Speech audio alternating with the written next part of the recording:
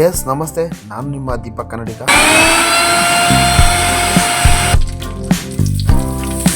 ಕೇವಲ 10 ನಿಮಿಷ ಸಾಕು ನೋಡಿ ರೆಸಿಪಿ ಮಾಡೋಕ್ಕೆ. ಇದು ಹೆಸರು ಬಂದುಬಿಟ್ಟು ಚಿಕನ್ ಪೆಪ್ಪರ್ ಅಂತ. ಭಾಳ ಈಸಿ. ಒಂದ್ಸರಿ ಟ್ರೈ ಮಾಡಿ ಯಾವ ಥರ ಇದೆ ಅಂತ ಕಮೆಂಟಲ್ಲಿ ತಿಳಿಸಿ. ಫಸ್ಟು ಒಂದು ಒಳ್ಳೆ ಕಡಾಯಿ ತಗೊಳ್ಳಿ, ಬೇಸ್ ಚೆನ್ನಾಗಿರ್ಬೇಕು, ಓಕೆನಾ? ಯಾವುದೇ ಕಾರಣಕ್ಕೂ ಒತ್ತಿಡಬಾರ್ದು ಆ ಥರ. ಸೊ ಕಡಾಯಿ ಒಳಗೆ ಒಂದು ಅರ್ಧ ಕೆ ಜಿ ಚಿಕನ್ ತಗೊಂಡಿದ್ದೆ. ಅರ್ಧ ಕೆ ಜಿ ಚಿಕನ್ಗೆ ಒಂದು 4ರಿಂದ 5 ಸ್ಪೂನ್ ಎಣ್ಣೆ ಹಾಕಿ. ಜಾಸ್ತಿ ಎಣ್ಣೆ ಹಾಕಿದ್ರೆ ಟೇಸ್ಟ್ ಬರೋಲ್ಲ. ಸೊ ಎಣ್ಣೆ ಮೇಲೆ ಬೇಕು. ಎಣ್ಣೆ ಕಾದ್ಮೇಲೆ ಕರಿಬೇವು ಹಾಕಿ. ಕರಿಬೇವು ಹಾಕಬೇಕು. ಕರಿಬೇವು ಕೂಡ ಜಾಸ್ತಿ ಇದ್ದರೆ ಟೇಸ್ಟ್ ತುಂಬ ಚೆನ್ನಾಗಿರುತ್ತೆ, ಸ್ಮೆಲ್ ಇರುತ್ತೆ, ಘಮ ಘಮ ಅಂತ ಇರುತ್ತೆ. ಸೊ ನಂತರ ಕಟ್ ಮಾಡಿದಂಥ ಈರುಳ್ಳಿ, ಒಂದು 2 ಈರುಳ್ಳಿ ಕಟ್ ಮಾಡಿದ್ದೆ ಅರ್ಧ ಕೆ ಜಿ ಚಿಕನ್ಗೆ. ಸೊ ಅದೊಂದು 2 ಈರುಳ್ಳಿನ ಇಲ್ಲಿ ಹಾಕ್ತಾಯಿದ್ದೀನಿ. ಚೆನ್ನಾಗಿ ತಿರ್ಸ್ಬೇಕು.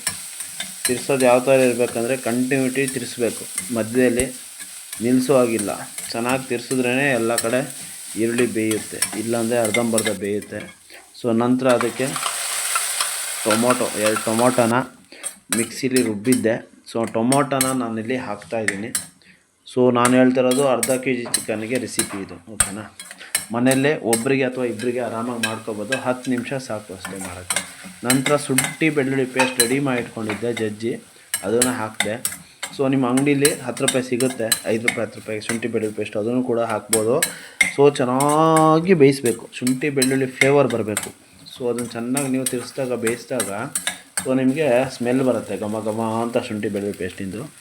ಸೊ ನಂತರ ಇದಕ್ಕೆ ಸ್ವಲ್ಪ ಅರಿಶಿನ ಹಾಕಿ, ಜಾಸ್ತಿ ಹಾಕಬೇಡಿ, ಚೆನ್ನಾಗಿ ಬರೋಲ್ಲ. ಅರಿಶಿನ ಹಾಕಿ ಚೆನ್ನಾಗಿ ತಿರುಗಿಸಿ. ಸ್ವಲ್ಪ ಬುಡ ಹಿಡಿತಾ ಇರುತ್ತೆ. ಸೊ ತಳ ಚೆನ್ನಾಗಿದ್ದರೆ ಅಷ್ಟೊಂದು ಬುಡ ಹಿಡಿಯಲ್ಲ. ಸ್ವಲ್ಪ ಉಪ್ಪು ಹಾಕಿ. ಉಪ್ಪು ಯಾವಾಗಲೂ ಕಡಿಮೆನೇ ಹಾಕಿ, ಜಾಸ್ತಿ ಹಾಕ್ಕೋಬೇಡಿ. ಆಮೇಲೆ ಬೇಕಂದರೆ ಲಾಸ್ಟಿಗೆ ನೀವು ಬೇಕಾದ್ರೆ ಆ್ಯಡ್ ಮಾಡ್ಕೋಬೋದು ಉಪ್ಪನ್ನ.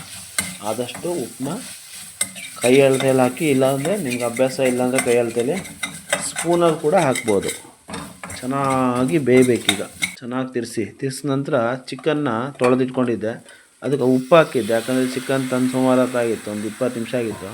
ಸೊ ತಂದಾಗಲೇ ನಾನು ಅದನ್ನು ಅರಿಶಿನ ಮತ್ತು ಉಪ್ಪು ಹಾಕಿಟ್ಟಿದ್ದೆ, ಹಾಳಾಗಬಾರ್ದು, ಮಾಂಸ ಸ್ಮೆಲ್ ಬರಬಾರ್ದು ಅಂತ. ಸೊ ಇಲ್ಲಿ ಚೆನ್ನಾಗಿ ತಿರುಗಿಸ್ಬೇಕು. ಆ ಮಸಾಲೆಗಳೆಲ್ಲ ಚಿಕನ್ಗೆ ಚೆನ್ನಾಗಿ ಹಿಡಿಬೇಕು. ಹಿಡಿದ್ರೇ ಈ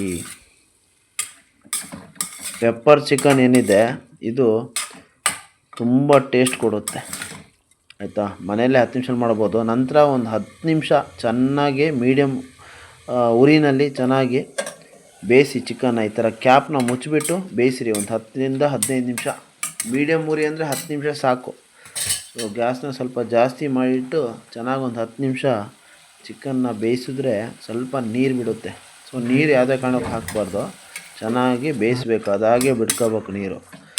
ನಂತರ ಇದಕ್ಕೆ ನಾನು ಹುಣಸೆ ಹುಳಿ ಮಾಡಿಟ್ಕೊಂಡಿದ್ದೆ, ಸ್ವಲ್ಪ ಬಿಸಿನೀರಲ್ಲಿ ಕುದಿಸಿ ಸ್ವಲ್ಪ ಹುಣಸೆ ಹುಳಿ ಮಾಡಿಟ್ಕೊಂಡಿದ್ದೆ, ಅದನ್ನು ಹಾಕಿದ್ದೀನಿ ಈಗ. ಹುಣಸೆ ಹುಳಿ ತುಂಬ ಟೇಸ್ಟ್ ಕೊಡುತ್ತೆ. ಇದು ಬಂದುಬಿಟ್ಟು ಪೆಪ್ಪರ್ ಪೌಡರ್ ಒಂದು ಅರ್ಧ ಕೆ ಜಿ ಚಿಕನ್ಗೆ 1 ಸ್ಪೂನ್ ಹಾಕಿದ್ರೆ ಸಾಕು. ನಾನು 1.25 ಸ್ಪೂನ್ ಹಾಕ್ಕೊಂಡೆ, ಸ್ವಲ್ಪ ಖಾರ ಇರಲಿ ಅಂತ. ಯಾಕಂದರೆ ನಾನು ಹಸಿಮೆಣ್ಸು ಹಾಕಿಲ್ಲ. ಹಸಿಮೆಣ್ಸು ಹಾಕೋರು ಒಂದು ಅರ್ಧದಿಂದ 1 ಸ್ಪೂನ್ ಹಾಕಿದ್ರೆ ಸಾಕು ಪೆಪ್ಪರ್ ಚಿಕನ್ನು. ಹಸಿಮೆಣ್ಸು ಬೇಡ, ನನಗೆ ಗ್ಯಾಸ್ಟ್ರಿಕ್ ಇದೆ ಅಂತ ಅನ್ನೋರು ಸೊ ಚಿಲ್ಲಿ ಪೌಡರ್ನ ಹಾಕ್ಕೋಬೋದು. ಚಿಲ್ಲಿ ಪೌಡರ್ ನಾನು ಹಾಕಿಲ್ಲ, ಯಾಕಂದರೆ ನನಗೆ ಚಿಲ್ಲಿ ಪೌಡರ್ ಕೂಡ ಅವಶ್ಯಕತೆ ಇಲ್ಲ. ಯಾಕಂದರೆ ಪೆಪ್ಪರ್ ಚಿಕನ್ ಆಗಿರೋದ್ರಿಂದ ಬರೀ ಪೆಪ್ಪರ್ನೇ ಹಾಕಿದ್ದೀನಿ, ಪೆಪ್ಪರ್ ಪೌಡ್ರನ್ನೇ ಹಾಕಿದ್ದೀನಿ.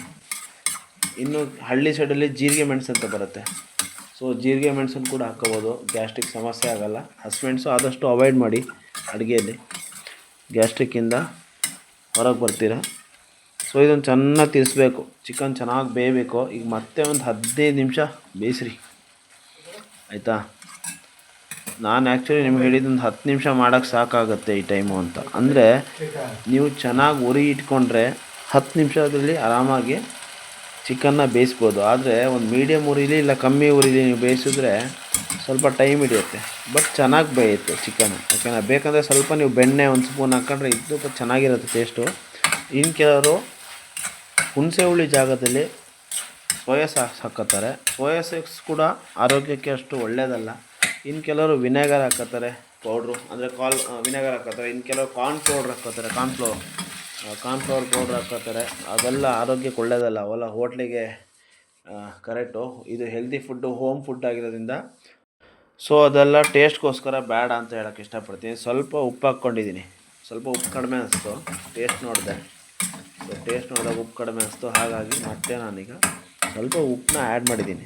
ಉಪ್ಪನ್ನ ಆ್ಯಡ್ ಮಾಡಿ ಸ್ವಲ್ಪ ಮತ್ತೆ ಈಗ ಬೇಯಿಸೋಕ್ಕೆ ಸ್ಟಾರ್ಟ್ ಮಾಡ್ತೀನಿ. ನಾನು ಹೇಳಿದ್ನಲ್ಲ, ನಾನು ಮೀಡಿಯಮ್ ಇದರಲ್ಲಿ ಇಟ್ಟಿದ್ದೆ ಸ್ಟವ್ನ, ಹಾಗಾಗಿ ಸ್ವಲ್ಪ ಲೇಟಾಗಿ ಆಯಿತು. ಒಂದು 20 ನಿಮಿಷ ತೊಗೊಂತು. ಸೊ ನೀವು 10 ನಿಮಿಷ ಒಳಗೆ ಮಾಡಬೇಕಂದ್ರೆ ಉರಿ ಜಾಸ್ತಿ ಇಟ್ಕೋಬೋದು. ಸ್ವಲ್ಪ ಮೀಡಿಯಮ್ ಇಟ್ಕೊಂಡ್ರೆ ಚೆನ್ನಾಗಿ ಬೇಯುತ್ತೆ. ಹೇಳಿದ್ನಲ್ಲ, ಸ್ವಲ್ಪ ಬೆಣ್ಣೆ ಹಾಕ್ಕೊಂಡ್ರೆ ಇನ್ನೂ ತುಂಬ ಚೆನ್ನಾಗಿ ಟೇಸ್ಟ್ ಇರುತ್ತೆ. ಅದೇನು ತೊಂದರೆ ಇಲ್ಲ, ಹೆಲ್ದಿ, ಅದು ಏನು ಸಮಸ್ಯೆ ಇಲ್ಲ. ಚಿಕನ್ ಚೆನ್ನಾಗಿ ಬೇಯಬೇಕು, ಬೆಂದರೆ ಮಾತ್ರ ನಿಮಗೆ ರುಚಿ ಸಿಗೋದು. ಅರ್ಧಂಬರ್ಧ ಬೆಂದರೆ ಅಷ್ಟು ಚೆನ್ನಾಗಿ ಅನಿಸಲ್ಲ, ಗಟ್ಟಿ ಆಗುತ್ತೆ. ನೋಡಿ, ಆಲ್ಮೋಸ್ಟ್ ಚಿಕನ್ ಬೆಂದಿದೆ.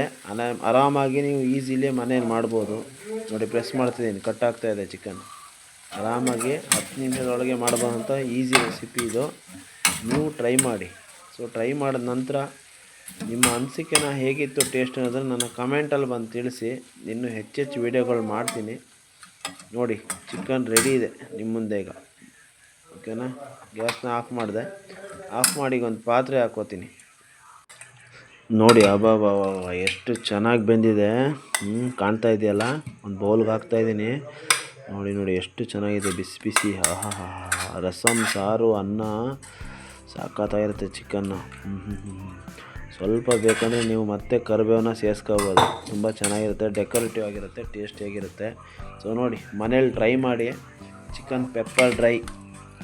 ಇಷ್ಟ ಆಗಿದ್ದರೆ ಕಮೆಂಟ್ ಮೂಲಕ ತಿಳಿಸಿ ಹೇಗಿತ್ತು ಅಂತ. ತುಂಬ ಚೆನ್ನಾಗಿದೆ ರೆಸಿಪಿ. ಓಕೆನಾ? ಟ್ರೈ ಮಾಡಿ ಒಮ್ಮೆ. ಸೊ ಇನ್ನೂ ಹೆಚ್ಚೆಚ್ಚು ವೀಡಿಯೋ ಮಾಡ್ತೀನಿ. ಅಲ್ಲಿ ತನಕ ಯೂಟ್ಯೂಬ್ ಚಾನಲ್ನ ಸಪೋರ್ಟ್ ಮಾಡಿ ಅಂತ ಹೇಳ್ತಾ, ಅಲ್ಲಿ ತನಕ thank you. Have a nice day. Bye.